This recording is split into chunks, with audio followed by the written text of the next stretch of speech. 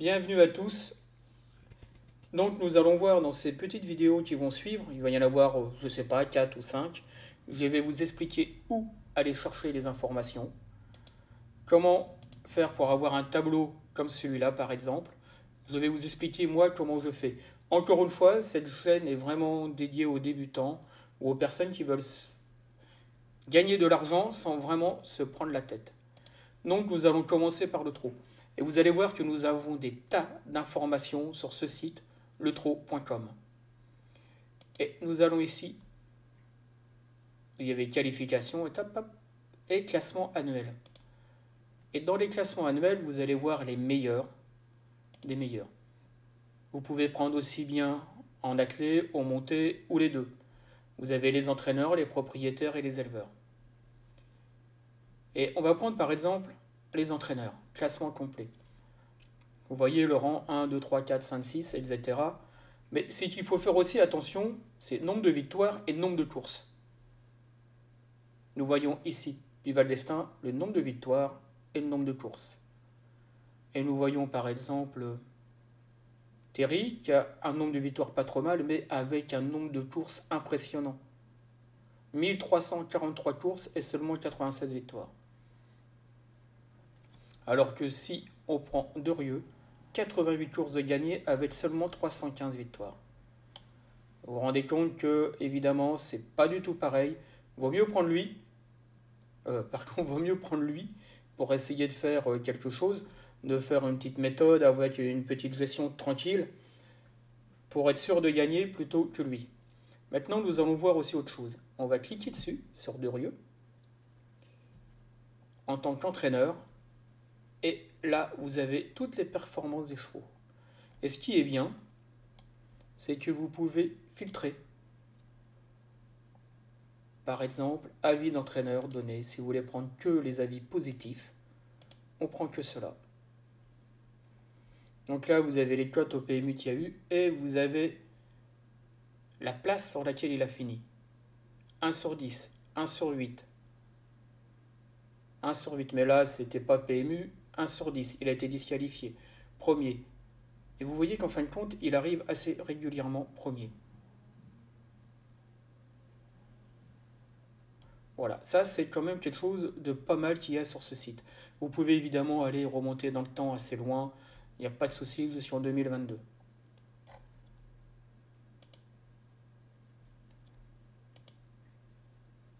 Après, on va prendre un autre entraîneur, par exemple, du Val d'Estaing qui en ce moment cartonne énormément. Et c'est pareil, vous pouvez faire le même filtre.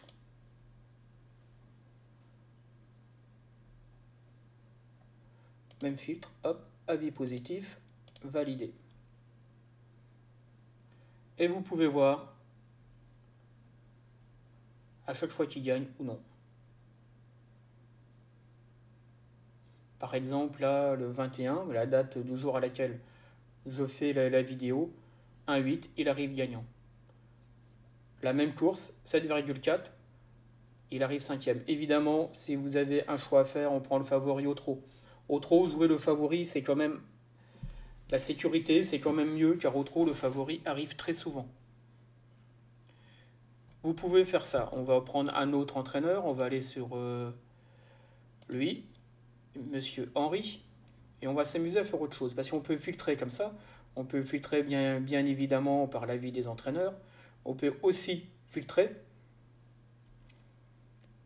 par les drivers jockeys.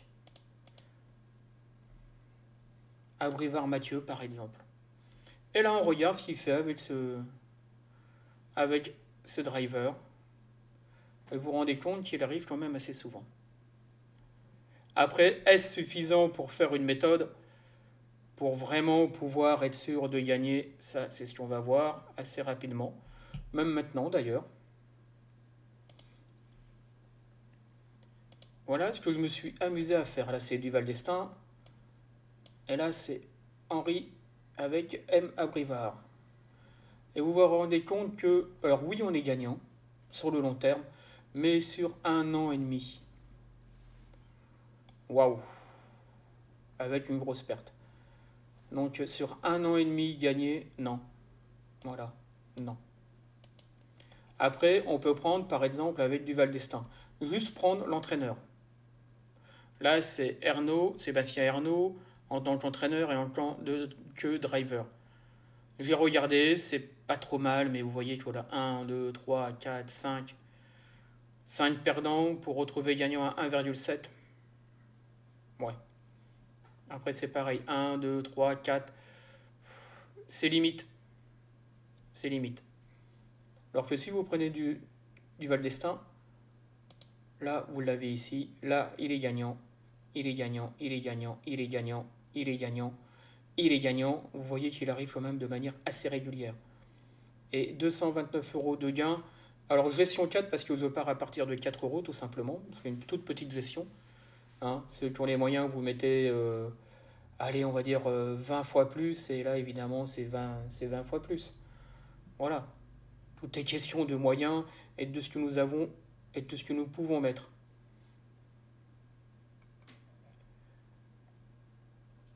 Voilà, donc là, vous avez à peu près tout ce qu'il y a. Ici, bah, évidemment, ça vient d'arriver. Là, lui, 1,8, il finit premier. Et lui, il finit disqualifié. Non, il finit deuxième, de mémoire. Il faudrait toujours regarder le voir. Mais voilà. Maintenant, on a autre chose. Là, j'ai fait autre chose. J'ai pris les 5 meilleurs, enfin ceux que je prenais parmi les 5 meilleurs. Ceci, c'est un choix totalement arbitraire. Enfin, oui et non, je me sers quand même de ça. Je me sers quand même du classement des entraîneurs. Voilà, du classement du sulky d'or, étrier d'or, attelé, monté et des entraîneurs. En faisant attention, comme je vous l'ai dit, j'ai vu ça. Ah, ça rame un petit peu, c'est pas grave, ça arrive. Allez, dépêche-toi.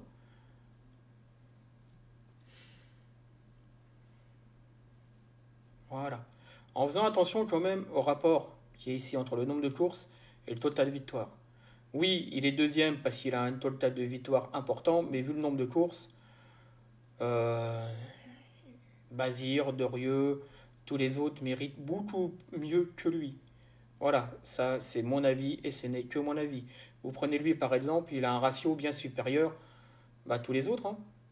Que 229, si on fait le pourcentage, il est bien meilleur là que là. Voilà. Donc, encore une fois, on va aller vous montrer autre chose qui est assez intéressant, par exemple. Charlie Mautier.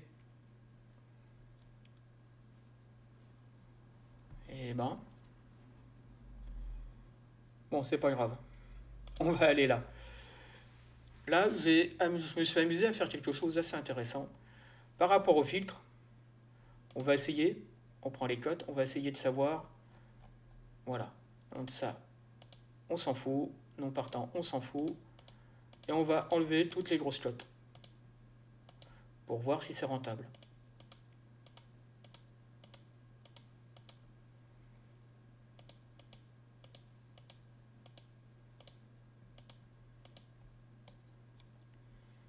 Allez, on va aller jusqu'à... Il y en a quand même pas mal, vous voyez, il y a quand même beaucoup de données qu'il faut trier. Et je veux réellement comme ça pour savoir si ça peut être quelque chose d'intéressant à suivre ou non. Allez, à partir de toutes les cotes qui sont inférieures à 5. Gagner, gagner. 2 manqués, gagner. 1, 2, 3, 4, 5, 6, 7, ça commence à faire beaucoup. Faut peut-être resserrer un petit peu tout ça. Mais gagner, gagner. En plus, on peut regarder les cotes. Ok, 2, 6, 2, 6. Ce qu'on peut faire par rapport à ces cotes-là. Hop. On met 1 et on regarde. Vous voyez que majoritairement, c'est quand même inférieur à 4. Il y en a supérieur à 4, mais on peut voir que majoritairement, c'est inférieur à 4. Donc, on retourne là, on remet tout, pour pas tricher. Et on continue d'éliminer tout ce qui est supérieur à 4. Évidemment, plus vous avez de données, plus vous pouvez travailler, plus vous pouvez voir si votre méthode est rentable ou non. Voilà, inférieur à 4. 4 et inférieur. Arrivé, gagné. Gagné à 5, là on n'est pas terrible. Là, gagné, gagné. 7, DAI, DAI, gagné, 4. Donc là, vous vous rendez bien, ça fait 1, 2, 3, 4, 5, 6. Avec une bonne gestion, vous faites un paquet de fric. Là, gagné, gagné, gagné. Vous voyez qu'il y a quand même beaucoup de premiers qui arrivent. Pas tout le temps. C'est impossible de gagner tout le temps, je le répète. La personne qui me dit, moi je fais du 100%, je lui tire mon chapeau, je ne sais pas comment il fait. 1, 2, 3, 4, 5. Mais tout de suite derrière, poum, poum. 1, 2, 3, 4, 5, 6. Là, on est perdant. Là, il n'y a aucun doute. Ou alors, il faut miser énormément sur cette course-là. Après, ce qu'on peut faire aussi, c'est regarder. Là, 8 août, paf, c'est la même course. Les deux mêmes chevaux. Impossible à jouer. Je vois pas lequel jouer. On va pas jouer les deux. Ah non, désolé. C'est M. Abrivard en tant que driver et M. Abrivard en tant que driver. Donc, c'est exactement le même chevaux. J'ai dit une erreur, désolé. Mais il y a parfois où vous avez deux chevaux dans la même course. Vous pouvez très bien décider de ne pas les jouer. Ne pas jouer cette course car il y a trop de chevaux, bons chevaux dans la même course. Pour ça, on va venir ici. On remet tout. Et vous allez voir que parmi certains chevaux, comme par exemple ici, le 27 juillet, dans la R1C3, vous avez énormément de chevaux. De très bons chevaux qui sont venus là pour gagner. Car oui, je me sers de classement-là, mais je me sers aussi d'autre chose. Quelque chose qui est quand même pas trop mal, que moi j'aime bien, c'est ça. Voilà, le petit émoticône vert. C'est l'avis favorable de l'entraîneur. Pour l'entraîneur, ce cheval vient là pour gagner. Alors évidemment, tous les chevaux qui ont des émoticônes verts ne gagnent pas. C'est pour ça qu'il faut faire attention à la cote, il faut faire attention à plein de choses. Surtout à la cote d'ailleurs, la cote est très parlante. Mais il fallait bien faire un choix, sinon je ne pouvais pas mettre toutes les courses. On va regarder, on va revenir ici. Ça on prend toutes les courses de Monsieur Duval d'Estaing en tant qu'entraîneur. Il y a même d'autres filtres qu'on peut faire, par exemple. On peut prendre toutes les courses PMU. Hippodrome, vous pouvez sélectionner l'hippodrome, la corde, le sol, les courses. Enfin, vous pouvez vraiment les courses premium. Hop. Vous pouvez les ferrures. Il y a vraiment tout, tout, tout. Vous pouvez vraiment faire énormément de choses. Ah, évidemment, ça repatine. Voilà, toutes les courses premium. Bah celui-là, 15, voilà. Celui-là, il n'a pas gagné, il n'a pas gagné. Donc, en ma main, je me dis que lui, il a gagné à Cabourg, il était à 4. Ok, avec Rochard. Rochard, si on regarde les entrées, il est troisième dans la clé. Voilà. Vous avez vraiment plein de choses intéressantes à regarder. Vous avez aussi les prochaines courses. C'est-à-dire, vous pouvez 2 jours à l'avance commencer à travailler vos courses. Voilà. 2 ou 3 jours. On va prendre celle-là, voir si on peut. C'est dans 3 jours pour moi. Il n'y a pas l'horaire, mais vous avez les partants. Vous savez quel cheval est bien ou non. Je trouve que c'est pas mal. Alors on va prendre moins loin, par exemple. On va prendre 22. Craigne.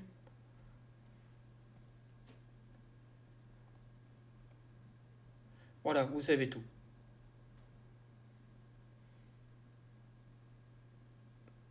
Inédit, c'est un inédit. Vous savez si c'est un inédit. Vous savez, c'est début au trop Montelet, première association. Vous avez énormément, énormément de choses. Vous avez plein de trucs que vous pouvez regarder là-dessus. Vous pouvez voir si l'association que vous voulez faire entre l'entraîneur et le jockey est une bonne association. On peut prendre Beckert aussi.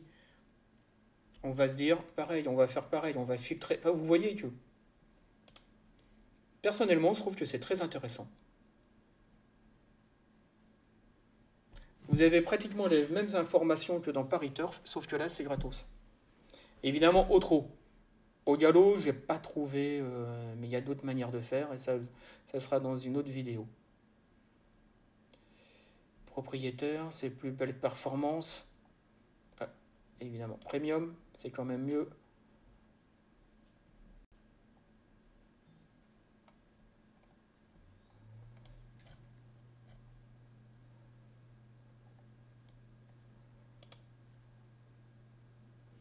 Et voilà, là vous avez tout ce qu'il a fait en tant qu'entraîneur.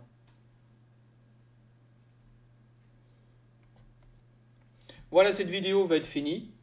La prochaine, je vais rentrer un peu plus dans comment travailler cela, dans tout ce que j'ai fait. Là, vous verrez les courses au trot, mon trot monté, les courses à l'attelé. Essayez de trier ça, voir ça, ce que ça donne. Vous voyez, il y a plein d'informations à retenir. Et moi, je vais vous dire la prochaine vidéo, comment exactement je me sers de ça. Et vous verrez, gagner aux courses, je dis, je le répète, il faut que ce soit facile. Il y a du travail, bien évidemment qu'il y a du travail, mais il faut que ce soit facile. Donc, bonne fin de journée pour vous, ou bon début de journée, ça dépend quand vous êtes. Au revoir et à bientôt.